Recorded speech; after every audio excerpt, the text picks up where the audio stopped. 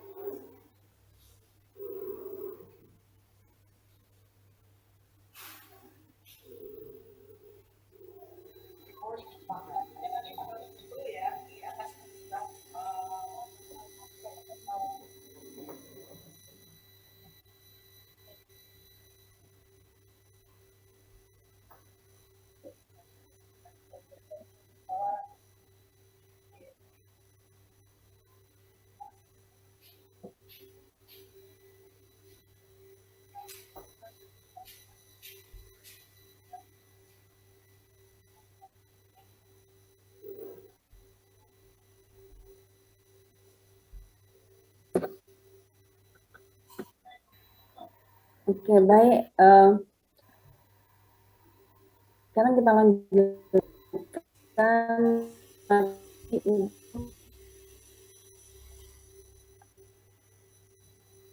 metabolisme B6 ya, B6 dan B12, betul? Iya, Prof. Betul. Sama asam folat. Iya. Kemarin waktu pertemuan pertama, itu kalian yang di ruang Sumarto itu atau yang di ruang RK1? Di RK3, Prof. RK3. Oh iya, RK3. Oke. Baik.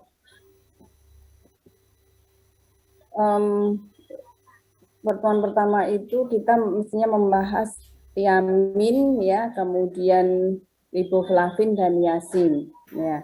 Nanti materinya akan Ibu upload di Hebat ya.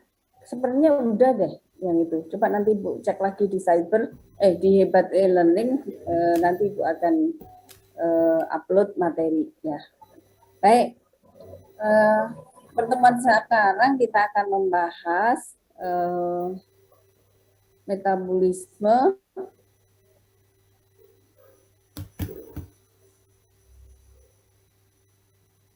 ini ya, yang makro, yang mikro. Metabolisme vitamin B6. Oke.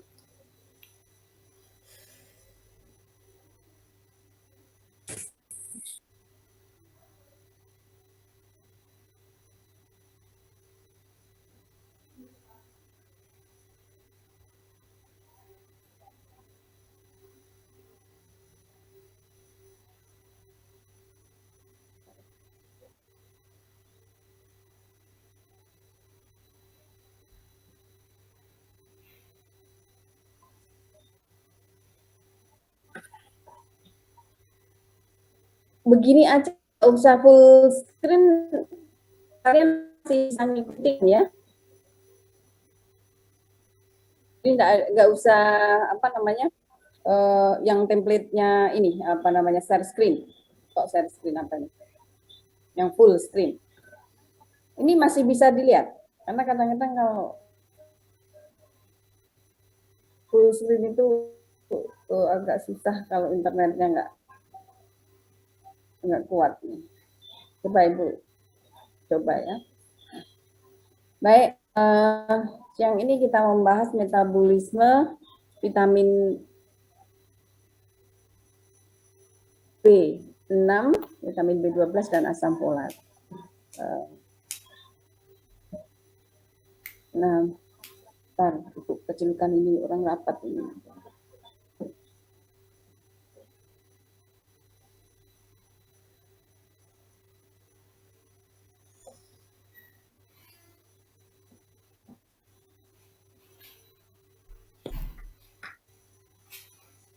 Ya, vitamin B6 awalnya diisolasi sebagai antidermatitis, ya.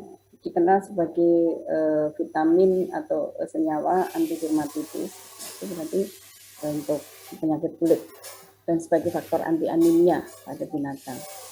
Nah, saat ini vitamin B6 itu dipelajari sebagai faktor yang dapat menurunkan homocysteine di dalam darah. Homocysteine itu apa? Homocysteine adalah suatu senyawa yang menjadi faktor risiko untuk penyakit kardiovaskuler. Nah, jadi risk factor untuk cardiovascular disease itu bukan hanya tingginya kadar lemak, ya, bukan hanya lemak, tetapi juga homocysteine. Jadi nama lain dari vitamin B6 itu kita kenal ada pyridoxine, adalah pyridoxine. Nah, cuma bentuk B6 itu ada beberapa bentuk, ya, ada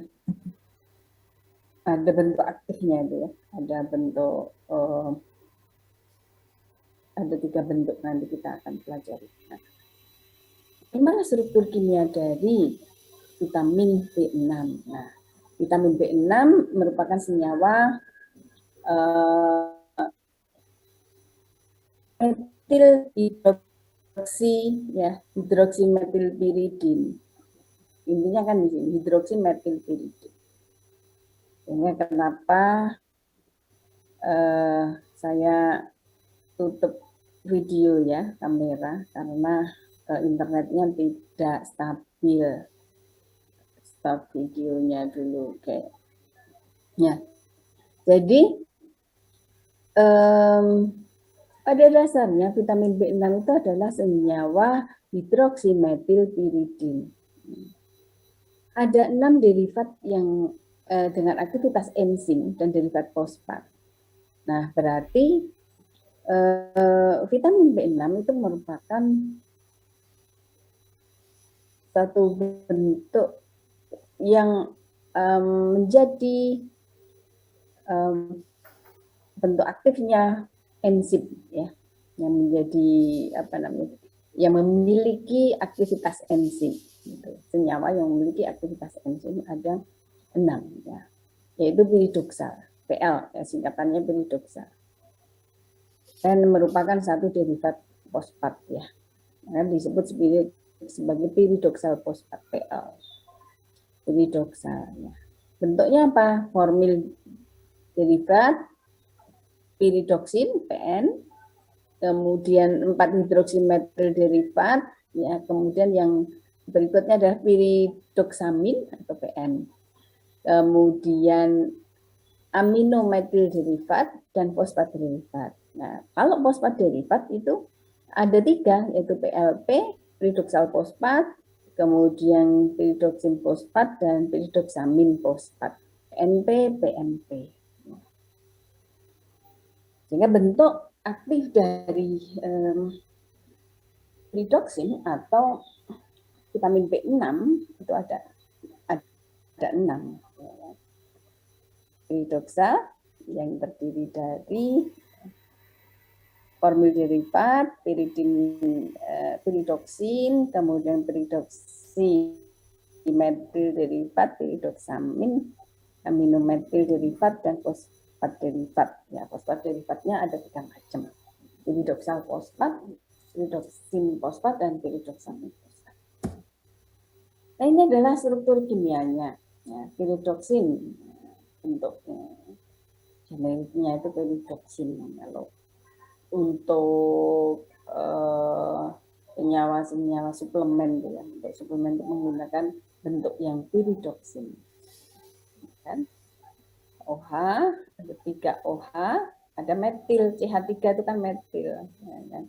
N ini ada unsur nitrogennya, amin, ya, pyridoxin, jadi ada N-nya. Kemudian ada pyridoxamin fosfat. Pyridoxamin fosfat berarti samin PM dan ada derivat fosfat, piridoksal fosfat PLP, piridoksin, piridoksamin, kemudian piridoksal fosfat. Nah, ini adalah struktur kimia. Nah, bentuk yang paling banyak terdapat pada hewan adalah koenzim piridoksal fosfat PLP dan piridoksamin fosfat. Itu yang terdapat di dalam makanan hewani. Sedangkan piridoksin itu paling banyak terdapat pada tumbuhan ya, dalam bentuk piridoksin glukosida.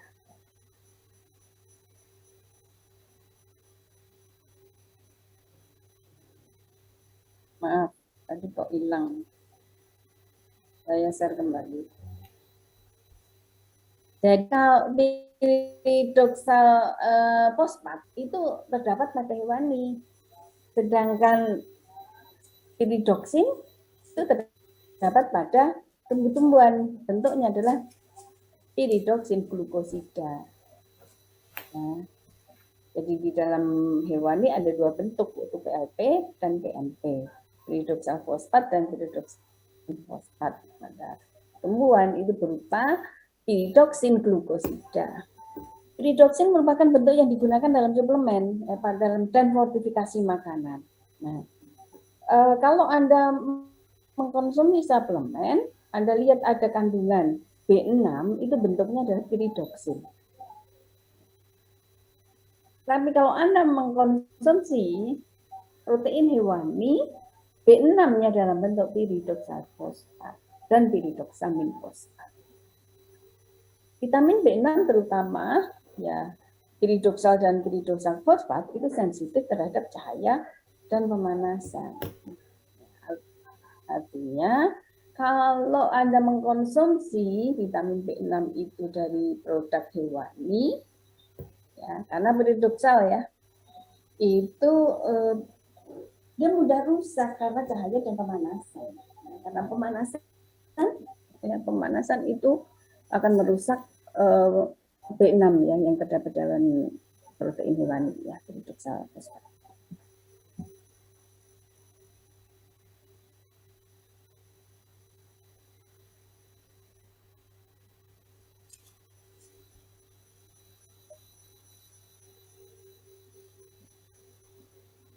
Ini aja nggak kelihatan ya, kalau pakai full screen itu susah nih, internetnya mendung-mendung gini nggak lancar.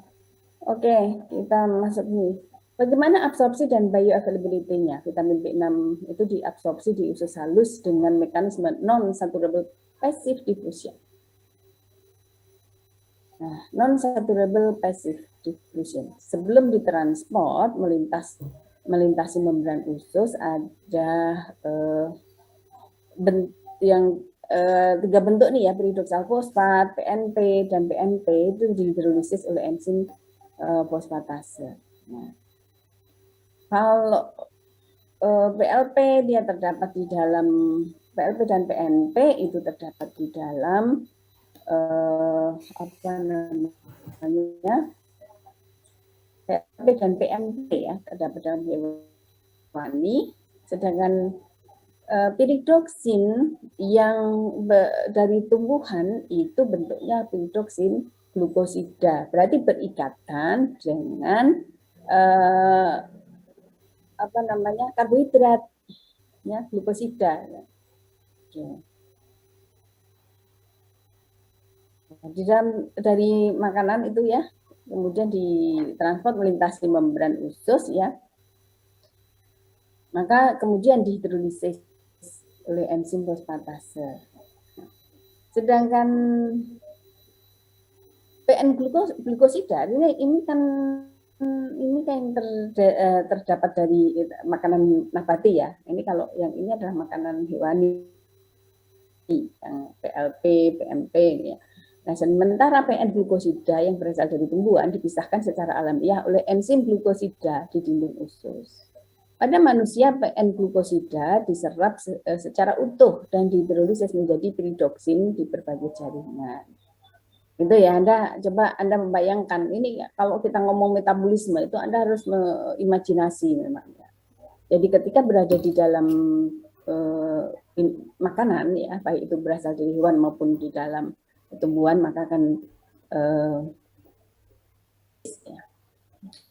Kalau dari hewani, pangan hewani itu dihidrolisis oleh enzim fosfatase. Kalau dari pangan nabati itu karena dia berikatan dengan glukosida, maka dihidrolisis enzim-enzim yang memecah karbohidrat. Bioavailability atau ketersediaan biologis adalah beberapa banyak suatu senyawa itu dapat diserap oleh tubuh. Nah, sekarang bagaimana bioavailability dari vitamin B6? Nah, ternyata dia sangat efektif diserap. Bioavailability suplemen vitamin B6 itu 90%. Nah, itu kalau dalam bentuk suplemen. Ya. Kalau bioavailability non glukosida, berarti itu yang berasal dari hewani, di dalam makanan tuh penyerapannya lebih dari 75%, sedangkan dalam bentuk PN glukosida lebih besar lagi, yaitu sekitar 90%. Dalam diet yang beraneka ragam, penyerapan vitamin B6 itu sekitar 75%. Jadi penyerapan vitamin B6 itu lebih bagus kalau sumbernya itu apa? Nabati. Ya, karena dia dalam bentuk PN glukosida itu diserap sekitar 90%. Kalau itu sudah dalam aneka ragam makanan dalam satu menu yang terdiri dari berbagai macam, nah penyerapannya jadi ya sekitar 75%. Memang penyerapan vitamin itu lebih baik dibandingkan penyerapan lemak, penyerapan mineral. Sebagian besar vitamin B6 yang sudah diserap, tadi Anda bayangkan, diserap itu kan berarti sudah masuk ke dalam darah, ya kan? Dulu sudah kita jelaskan. Apa itu penyerapan? Penyerapan adalah melintasnya zat besi dari saluran pencernaan yang melintasi membran usus menuju ke aliran darah. Nah, itu ketika masuk ke dalam aliran makanan itu masuk ke dalam darah itulah terus diserap. Dan sebagian besar vitamin B6 itu diserap ya. Lalu setelah diserap itu kan dia masuk ke darah ya, melintasi darah beredar bersama darah lalu masuk ke dalam sel liver. Nah, masuknya satu senyawa menuju kepada sel ya setelah dia beredar dari darah di dalam darah itu yang disebut sebagai uptake ke dalam liver dan kemudian dimetabolis menjadi PLP. Nah, artinya kalau itu berupa viridoksin yang dalam bentuk lain, semuanya akan diubah menjadi PLP. Dimetabolis menjadi PLP. PLP adalah suatu bentuk koenzim yang berperan penting dalam metabolisme energi, metabolisme lemak dan asam amino. Nah, jadi semua bentuk vitamin B6 itu setelah masuk ke dalam tubuh dan masuk ke dalam sel, diuptake ke sel liver atau sel hati, maka akan diubah menjadi PLP. Karena PLP itulah satu koenzim yang sangat penting untuk metabolisme energi. Piridoksin, piridoksal, dan piridoksamin dikonversi menjadi derivat fosfat ya. Artinya semua nih ya, PN, PL, dan PMP itu akan diubah menjadi derivat fosfat oleh enzim piridoksal kinase, itu kan singkatan piridoksal, yang terdapat pada jaringan termasuk di dalam sel darah merah. Piridoksamin fosfat dioksidasi menjadi PLP oleh enzim flavoprotein ya, PNP oksidase. PMP menjadi PLP. Itu oksidasi oleh PNP oksidasi. Jadi Flavoprotein itu, enzim flavoprotein adalah suatu enzim yang apa namanya, merupakan enzim yang terlibat di dalam metabolisme dari PMP ya. Kemudian PMP juga dapat dikonversi menjadi PLP melalui reaksi transaminasi. Nah, jadi perubahan PMP, redoxamin fosfat, itu menjadi PLP itu ada dua jalur. Ya. Jalur oksidasi, ya, dan jalur transaminasi. Transaminasi itu apa? Nanti Anda akan dijelaskan pada metabolisme protein. Transaminasi itu adalah proses metabolisme protein ya, terutama asam amino itu dengan cara mentransfer gugus amin. Ya. Kenapa? Karena ini kan piridoxamin, berarti ada aminnya. Amin itu adalah unsur terkecil dari asam amino ya kan. Unsur asam amino itu kan amin ya. Ada amin ya, ada karboksil dan gugus amin dan gugus karboksil. Itu kan asam amino. Nah, karena ini bentuknya piridoxamin, maka ini ada aminnya. Maka ini bisa masuk metabolisme asam amino ya, transaminasi. Jadi memindahkan gugus aminnya. Amin yang ada di dalam piridoxamin fosfat itu akan ditransfer ya untuk membentuk asam amino. PLP distribusi di berbagai kompartemen subseluler. Ini apa? Sitosol, mitokondria ya. Di dalam sel itu kan ada sitosol, ada mitokondria. Mitokondria adalah organ yang penting untuk sel respirasi sel. PLP berikatan dengan protein atau dengan enzim. Ya, PLP yang berikatan dengan protein sebanding dengan PLP bebas. Nah, bagaimana transportnya? Tadi kita sudah ngomong penyerapan, kemudian sudah ditransfer. Nah, free PLP tidak dapat menembus membran. Dia tidak bisa menembus membran. Maka free PLP dapat dihidrolisis dulu menjadi piridoksal oleh enzim fosfatase yang dihasilkan oleh jaringan. Kemampuan jaringan untuk mengikat PLP itu juga terbatas.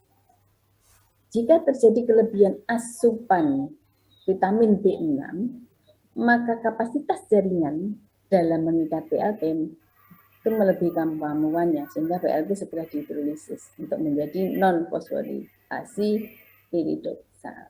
Artinya fosfatnya dilepas. Fosfat dilepas berarti tinggal piridoksal. Itu kan piridoksal fosfat ya. Berarti piridoksal yang berikatan dengan fosfat. Maka ketika terjadi kelebihan asupan vitamin B6, maka piridoksal fosfat itu dia melepaskan fosfatnya, hidrolisis ya, untuk sehingga lepas fosfatnya. Nah, bagaimana fungsi metabolik vitamin B6?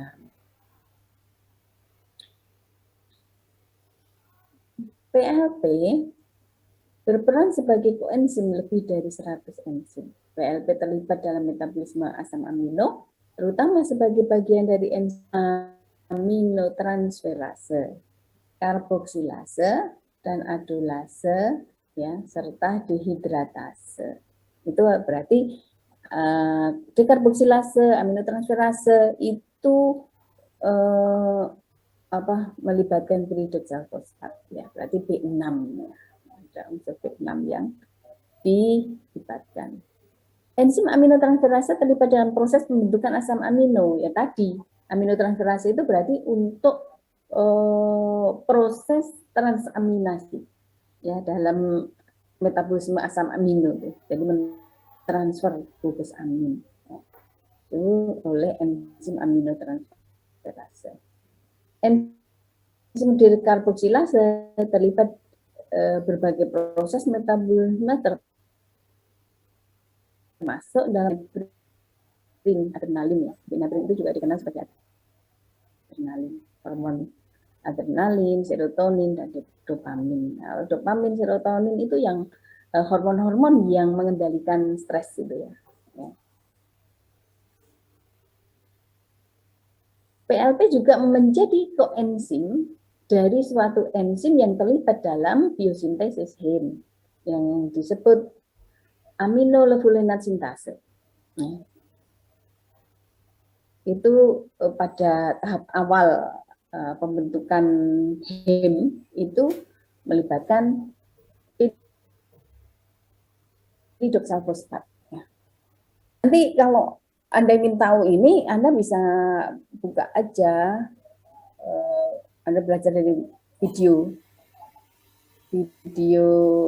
pelangi gizi itu, bisa dicermati. PLP itu posisinya di mana. Ini beberapa reaksi yang dikatalis oleh PLP.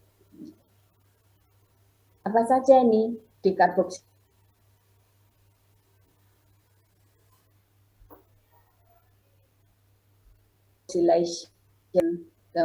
kemudian aldol cleavage dari pembelahan. Reaksi-reaksi lainnya. Ekskresi B6 itu ya diekskresi melalui urin ya dalam bentuk dekarboksilat derivat atau disebut pyridoxik acid. Itu metabolit yang sebagai hasil pemecahan vitamin B6 yang dikeluarkan melalui urin, pyridoxik acid. Sekarang vitamin B12. Vitamin B12 ditemukan pada abad 19 dan dikaitkan dengan penyakit degeneratif lambung yang disebut sebagai anemia perniciosa. Anemia perniciosa ya, itu ini sudah ditemukan di tahun 1920 ya, lama banget di 1920 ini.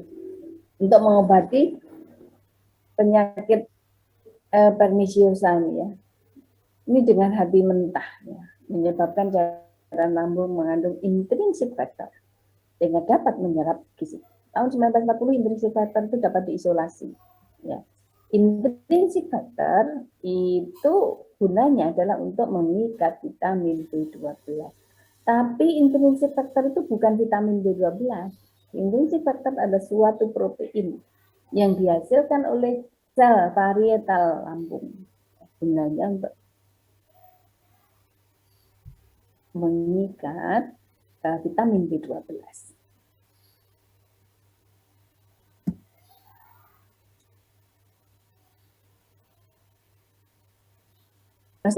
Juga dikenal sebagai cyanocobalamin.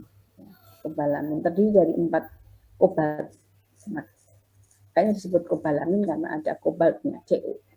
Sebagai sentral yang dikelilingi oleh heme-like planacorin ring. Jadi suatu cincin yang mirip heme dengan 4 nitrogen pirol yang berkoordinat dengan kobalt. Jadi kobalt sebagai senter dari molekul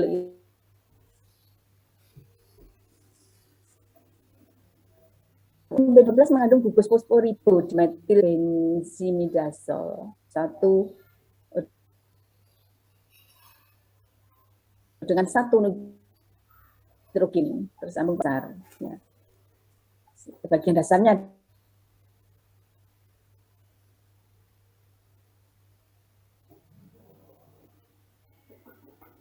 ligan, bagian atasnya upper ligannya adalah gugus cyano. Makanya disebut cyanocobalamin. Nah, ini CN ya, cyano. Nah, ini bagian atasnya ya kan, atasnya ligan, upper ligan. Kobalnya itu kan ada di center, di bagian bawahnya itu kan, nah, dari dimetil midazole tadi yang di bawah. Nah, CO, ya kobalnya ada di senternya ini untuk mengikat. Jadi memang kalau vitamin itu mau jadi struktur kimianya jadi lebih kompleks. Bagaimana absorpsi dan bioavailability dari vitamin B12? Dia akan bervariasi tergantung jumlah asupan dari makanan. Rata-rata absorpsinya itu 50% ya.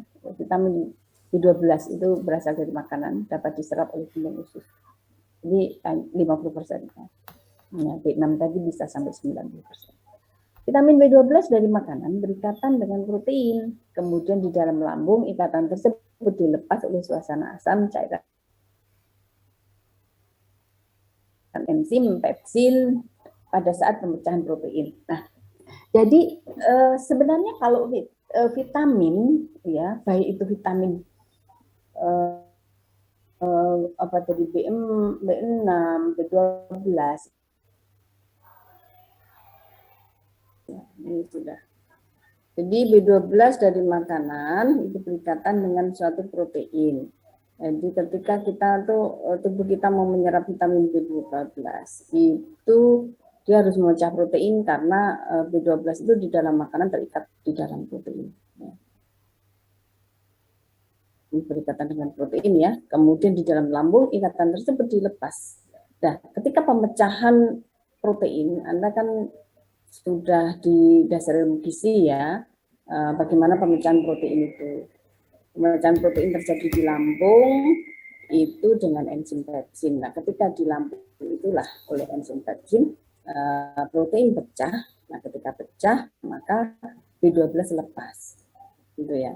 Saya lepas dari ikatan protein.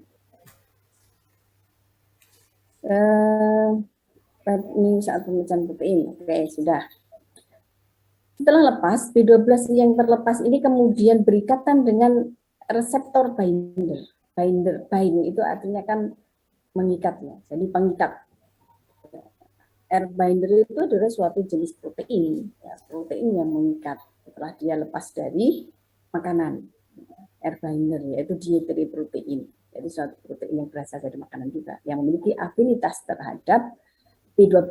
Jadi ada jenis-jenis protein yang memiliki afinitas. Afinitas itu kan kemampuan untuk mengikat, ya kan? Memiliki kemampuan untuk B12. Gas protein itu kan memiliki fungsi itu sebagai transporter. Nah, ada protein-protein tertentu yang dia afinitasnya terhadap suatu senyawa atau mineral itu tinggi, maka dia hanya mengikat itu saja. Nah, kalau yang mengikat B12 itu adalah yang disebut R binder tadi, reseptor binder. Maksudnya dari itu protein dari makanan juga. Ya.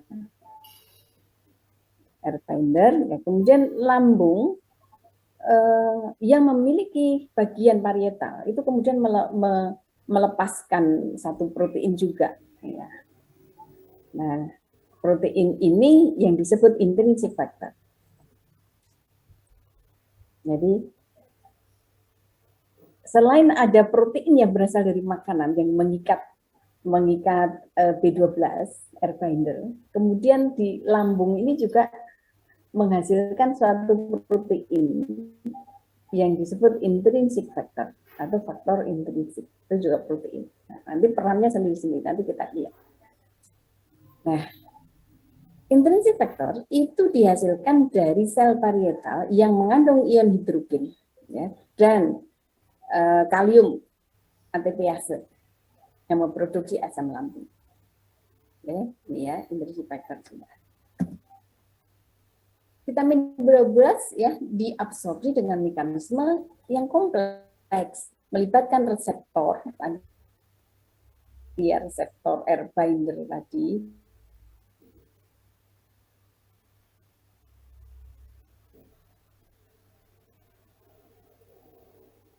pankreatik protease. Ya. Pankreatik protease itu apa?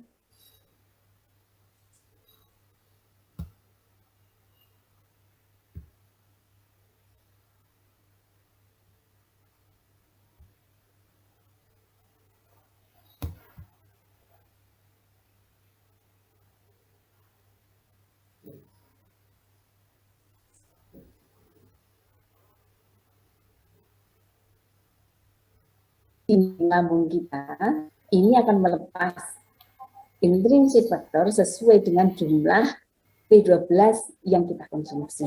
Gitu. Berapa dari makanan itu rata-rata konsumsi vitamin B12 dari makanan itu sekitar 2 sampai 4 mikrogram. Ya. Lalu vitamin B12 itu diabsorpsi melalui reseptor yang berlokasi di distal ilia.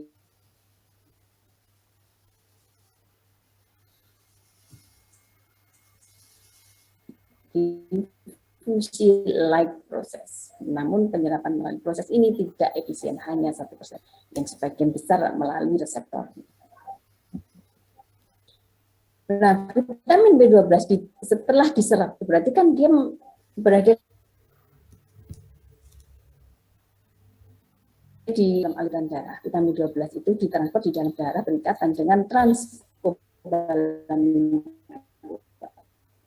atau TC2, transkobalamin 2, membentuk kompleks TC2 vitamin B12, cyanokobalamin TC2. TC2 dihasilkan dari sel usus halus, juga dari hati, dari ginjal, dan jaringan limfoid. Kompleks TC2 vitamin B12 dalam plasma hanya berumur singkat sekitar 6 menit saja. Ya, jadi ketika beredar di dalam darah, itu umurnya cuma singkat ya, hanya 6 menit. Artinya ini nanti dia harus segera diserap, ya kan? Atau segera di uptake ya, uptake ke dalam sel. Selain berikatan dengan TC2, sekitar 75% vitamin B12 itu terutama dalam bentuk metilkobalamin di dalam plasma berikatan dengan TC1, transkobalamin 1. Sebagian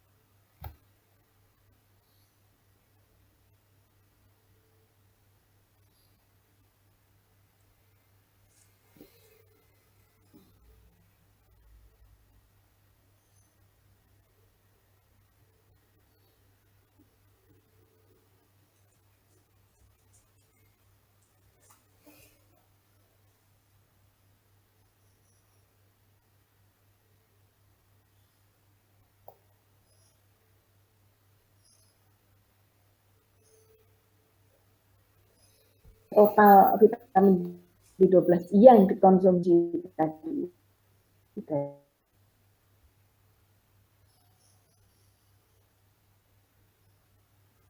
dari makanan tadi, 20% dalam aliran darah artinya diserap.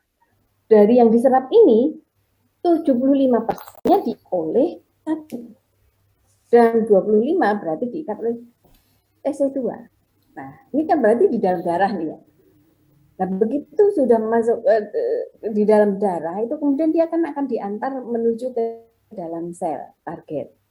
Nah, yang masuk ke dalam sel itu adalah mereka ya vitamin B12 yang diantar oleh TC2. Sebagian besar vitamin B12 masuk ke dalam sel diantar oleh TC2.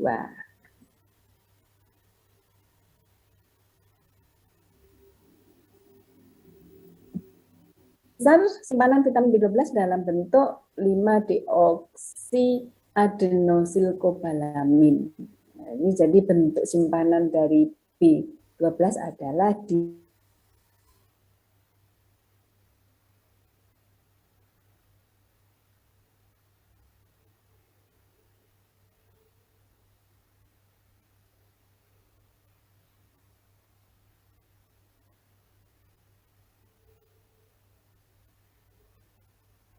metilkobalamin ya di dalam plasma berikatan dengan TC1. Jadi 75%-nya vitamin B12 yang beredar di dalam darah dalam bentuk metilkobalamin. berikatan dengan TC1. Tetapi yang masuk ke dalam sel ya, yang berikatan dengan TC2. Sekarang kita lihat lagi di sini ya. Setelah masuk yang diikat oleh TC2 itu setelah masuk ke dalam sel, maka disimpan ya, simpanannya di dalam hati itu dalam bentuk deoksiadenosylcobalamin. Ini adalah bentuk simpanan B12. Ini cuma sementara karena vitamin larut air itu umur simpannya di dalam tubuh itu sedikit sebentar, ya kan? Yang bisa disimpan lama itu kalau vitamin larut lemak. Nah, bagaimana metabolismenya? Kalau sudah masuk ke dalam sel, ya tadi ya, vitamin B12 yang diikat oleh TC2 tadi yang masuk kemudian masuk ke dalam sel, kemudian dilanjutkan proses metabolisme ya. Vitamin B12 ini berperan sebagai kofaktor 2 enzim yaitu sitosolic methionine sintase dan mitokondrial metil malonyl CoA mutase. Jadi ketika sudah masuk ke dalam sel hati terutama tadi ya, liver, maka B12 itu akan diubah menjadi koenzim, yaitu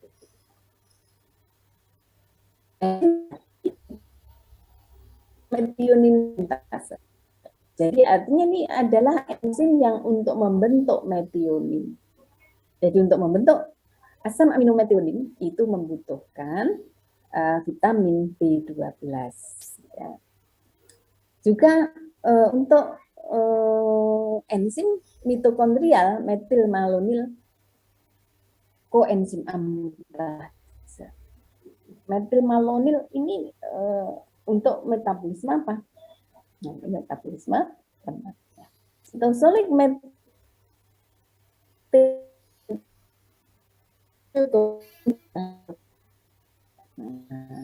ya. Jadi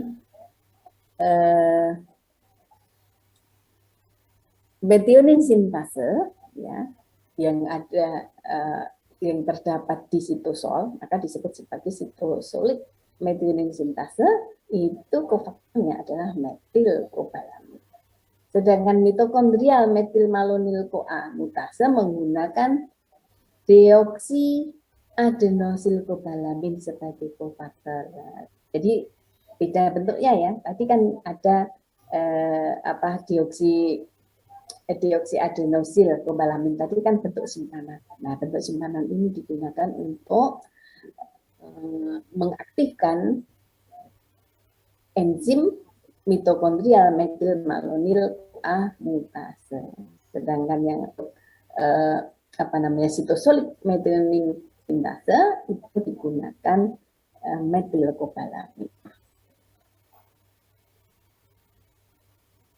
Bingung nggak kalian? Nanti digambarkan, kita lihat gambarnya.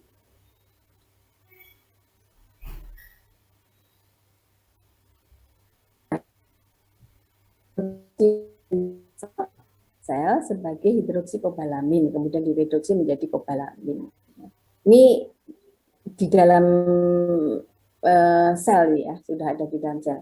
Orang senyawa itu masuk ke dalam sel, itu pertama pasti berada di sitosol. Nah, ketika di sitosol, ya, B12 ya, ini direduksi menjadi kobalamin. Kobalamin selanjutnya dimetilasi atau mendapatkan tambahan metil menjadi metilcobalamin setelah berikatan dengan methionine sintase. Nah, jadi artinya proses metabolisme vitamin B12 adalah untuk membentuk enzim-enzim tadi ya. Ada enzim methionine sintase yang terdapat di dalam sitosol. Nah, itu tadi vitamin B12 ini ya, hidrolisis dulu ya menjadi hidroksikobalamin lalu direduksi menjadi kobalamin. Setelah itu kobalamin ini dimetilasi, ditambahkan atau mendapat tambahan gugus metil menjadi metilkobalamin. Nah, metilkobalamin itu kemudian berikutnya akan berikatan dengan metionin sintase untuk pembentukan metionin. Jadi untuk asam amino metionin. Nah, itu peran dari vitamin B12. Oke. Kemudian asam folat.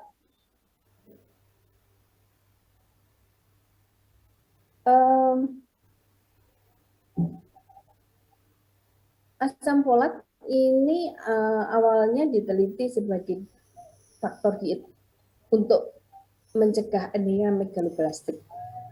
Megaloblastik anemia adalah anemia yang ditandai dengan pembesaran sel darah yang disebabkan sintesis DNA yang tidak teratur. Jadi kenapa kok anemia megaloblastik itu sel darahnya membesar? Itu karena pembentukan DNA yang tidak teratur. Sel darah, pembesaran sel darah merah ya, yang disebabkan karena sintesis DNA itu tidak.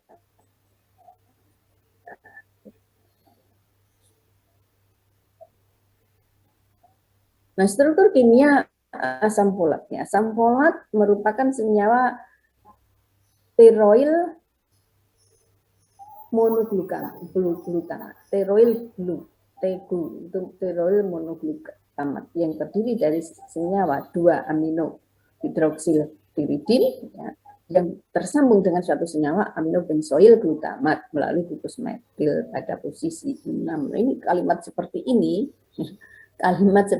kalau digambarkan nanti pada slide berikutnya. Karena asam folat itu adalah nama generiknya. Kalau nama kimianya ya ini tadi panjang banget ini.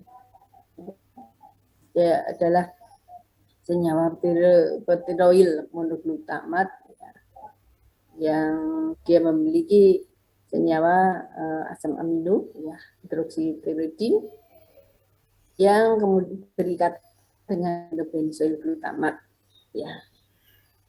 Asam folat berperan sebagai koenzim, sebagai reseptor dan donor satu atom karbon dalam reaksi yang melibatkan asam amino. Ini nanti dalam proses pembentukan DNA, ya sintesis DNA. Jadi nama panjang ini strukturnya seperti ini, ya kan? Ini ada COOH ya. Ada COOH2, ini kan ada 2 apa tadi ya namanya hidroksil piridin ya. Ada 2 kemudian 2 amino ya, ada 2 amino. Kan 2 asam amino itu cirinya apa? Ada NH ya dan karboksi COOH ya dan amin ya. Ini kan NH. Karboksinya ada 2 kan. 2 NH. Bagaimana absorpsinya? Sebagian besar asam folat ada derivat poliglutamat. Jadi sebagai bentuk dari asam amino glutamat. Sebelum diserap, asam folat itu dihidrolisis oleh aktivitas enzim gamma glutamil hidrolase atau glutamat.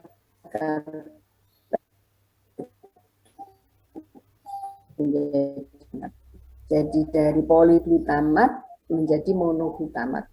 Jadi asam folat itu atau yang disebut sebagai vitamin B9 ya, asam folat itu juga B9. Ini sebenarnya adalah senyawa derivat dari asam amino glutamat.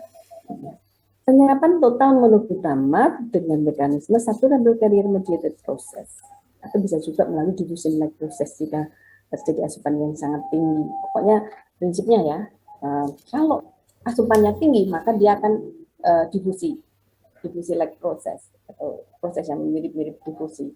Kalau dia asupannya rendah maka menggunakan carrier mediated, intinya di carrier mediated process. Nah,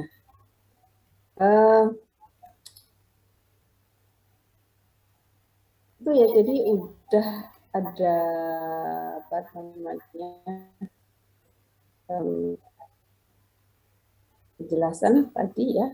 Ini tugasnya 10 kelompok penyerapan transportasi B6, 12 asam folat ya, metabolisme ya, metabolisme B6, B12, metabolisme asam folat, peran koenzim BLP dalam metabolisme karbohidrat, peran koenzim BLP dalam metabolisme protein, peran B12 dalam metabolisme asam amino, dan peran asam folat dalam sintesis DNA. Nah, ini tugas untuk Anda. Ya, sampai di sini ada pertanyaan?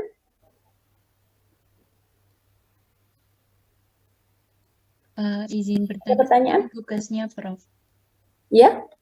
Ini dalam bentuk paper dan PPT ya berarti? Iya, betul. Karena kalau nanti di dalam paper itu Anda bisa menjelaskan secara detail, ya kan. Sedangkan pada saat presentasi ya harus Anda menyiapkan PPT. Intinya yang dikumpulkan nanti apa namanya papernya, kemudian nanti Anda presentasi PPT. Ya, PPT-nya nanti diunggah di Google Drive juga. Itu Anda buat Google Drive untuk mengunggah tugas-tugas gitu ya. Untuk pengumpulan Baik. Kapan ya Prof? Pengumpulannya nanti pada saat presentasi ya, sebelum ya 1 hari atau 2 hari ya, 2 sampai 1 hari sebelum presentasi. Kan itu ada jadwalnya ya, presentasi itu di minggu keberapa tuh ya. Iya, Prof. Terima Ada jadwal presentasi kan? Ada di kalau nggak salah 1 minggu sebelum UTS kalau nggak salah. Oke, ya. Iya, ya. Itu kan berarti nanti untuk presentasi vitamin larut bukannya 2 kali presentasi, enggak ya? 1 kali aja ya. Vitamin larut air dan vitamin larut lemak itu apa presentasinya 1 kali? Itu agak lupa sih itu jadwalnya. Oke, jadi nanti pokoknya 1 hari, maksimal 1 hari sebelum jadwalnya presentasi itu Anda sudah mengunggah laporan dan PPT, laporan paper ya. PPT di paper dan PPT di Google Drive. Google Drive-nya Anda share di grup sehingga nanti teman-teman Anda bisa saling download ya, bisa membaca hasil karya atau laporan-laporan Anda, jadi PPT-nya juga bisa dilihat kawan-kawannya itu untuk tukar-menukar bahan belajar. Oke? Oh iya, pertanyaan? Baru melihat kontrak lagi ternyata memang ada 2 presentasi nanti di TM keempat yang presentasi vitamin larut air. Iya, memang ada presentasi itu Ibu kasih 2 kali. Jadi presentasi vitamin larut air sendiri, kemudian ada presentasi vitamin larut lemak juga ada sendiri. Kemudian nanti mineral makro juga ada presentasi sendiri, mineral mikro ada presentasi sendiri. Itu ya. Iya, Prof. Terima kasih. Oke, berarti untuk minggu depan itu kan pantothenic acid ya, yang semacam itu ya. Kemudian biotin, itu Itu nanti dijelaskan oleh tim lain. Oke. Sekarang kita share QR code ya.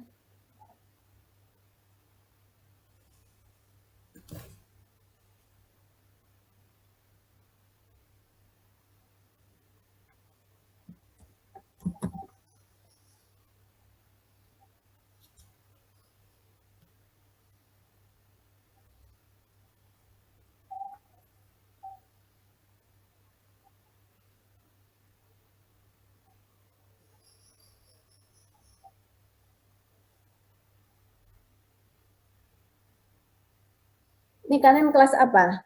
A ya. Selasa, kelas A. 4A ya, Prof.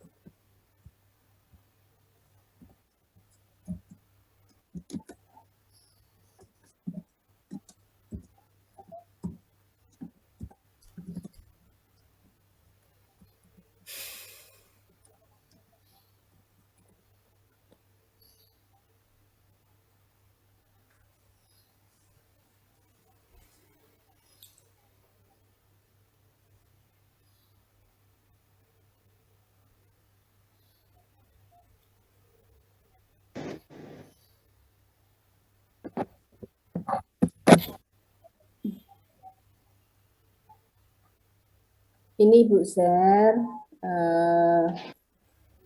apa namanya QR code-nya. Nanti juga Ibu share di grup. Silakan kalau mau. Sudah terlihat? Ya. Sudah, Prof.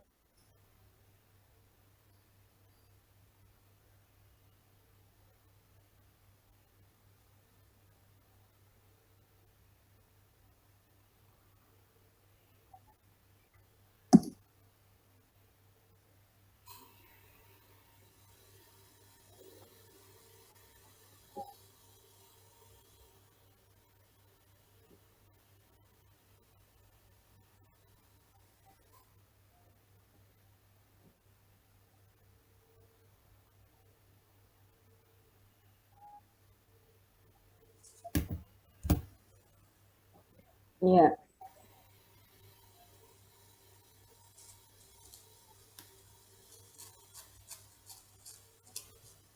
Ini masuk semua? Prof, Kita cek ya berapa yang online. Prof, mohon maaf, saya lokasinya belum muncul terus, jadi nggak bisa scan. Kenapa? Lokasinya nggak muncul, jadi saya nggak bisa scan. Oh, siapa namamu? Michelle Batsheba. Michelle? Michelle Batsheba. Oh, oke. Makasih, Itu. Prof. Udah ya, udah masuk. Masih ada dua nih katanya dan betul nah. Bentar, Ada Prof. ini? Ada, Prof. Ada. Bentar. Oke. Nih. Dah. Betul udah Ibu bantu. Udah masuk semua ya nih ya? Terima kasih, Prof. Ya. Udah ada pertanyaan?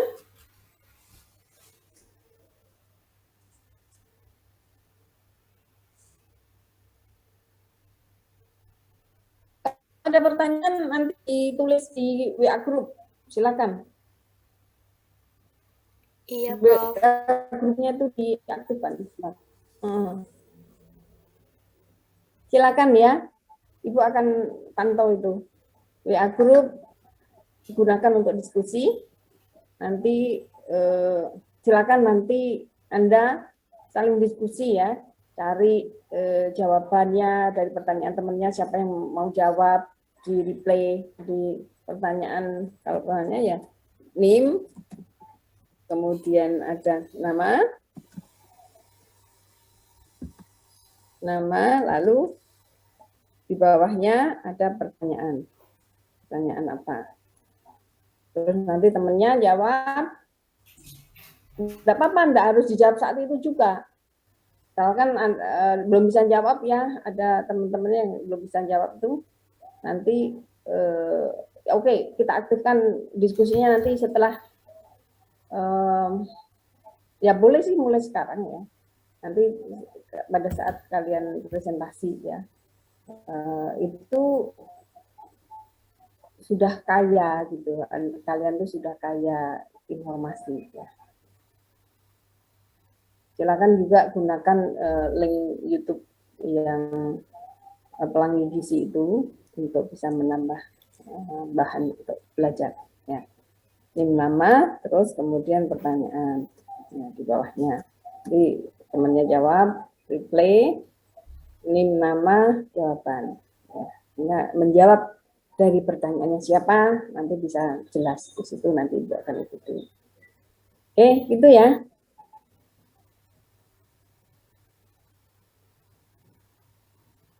Ya, seperti itu. Iya, Prof. Siap. Kalau nggak ada diskusi ya nanti ada apa namanya nilai, ada nilai yang ada aspek nilai yang tidak apa namanya tidak isi ya, karena tidak ada kita sudah menyiapkan komponen penilaiannya itu ya gitu. Baik, Anda akan kehilangan nilai tersebut saya. Oke, begitu karena dengan cara seperti itu pengalaman dari kakak-kakak kelas Anda itu harinya lebih baik gitu ya. Intinya kan diskusi itu untuk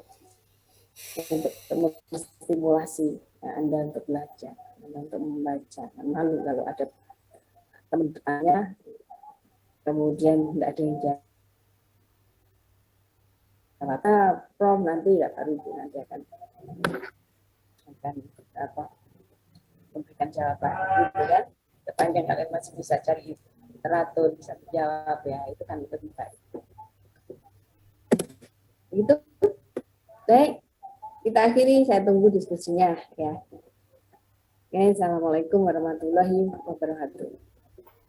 Waalaikumsalam warahmatullahi wabarakatuh. Terima kasih, Prof.